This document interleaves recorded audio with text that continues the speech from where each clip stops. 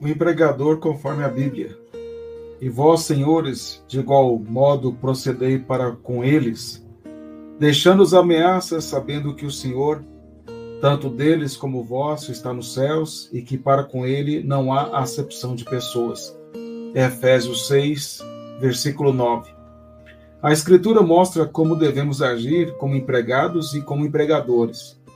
Naquele contexto de Paulo, eram realmente senhores de escravos e muitos deles estavam na igreja.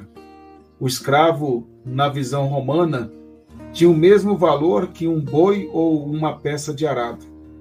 O cristianismo não interfere em decisões do Estado, mas cria uma consciência moral e ética nele.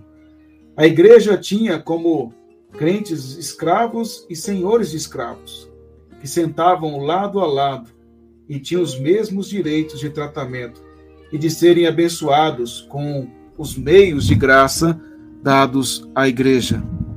Essa realidade dentro da igreja era revolucionária e inimaginável para os povos da época. Como um escravo poderia ter cargo acima de seu senhor dentro da igreja? Ser tratado igualmente? Ser pastoreado com os mesmos privilégios? Em Cristo não tem homem, mulher, livres, escravos ou senhores, todos somos um só corpo. Por esta razão, Paulo exorta aos senhores de escravos que eram membros da igreja a ter uma postura correta no dia a dia com seus servos. Eles deveriam proceder com os servos com respeito, justiça, ética, humanidade e educação. A razão é simples. O mesmo Senhor dos escravos crentes era também Senhor daqueles senhores de escravos. E o Senhor Jesus, que está acima tanto de escravos como que senhores de escravos, está nos céus, acima de toda autoridade, e não julgará fazendo diferença entre quem é escravo e quem é senhor de escravos. A sociedade da época fazia isto, mas não Cristo.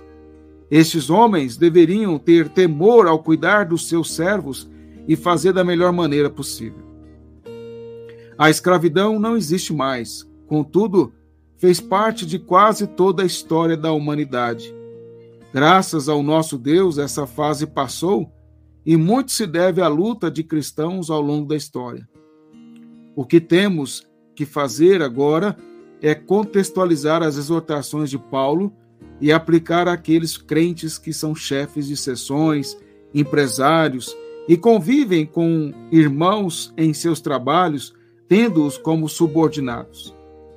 Esses irmãos que exercem esse papel de empresários ou de liderança dentro de empresas devem lembrar que na igreja a sua posição como líder ou empresário não tem valor algum e não o torna mais importante que os irmãos que têm funções simples em suas empresas.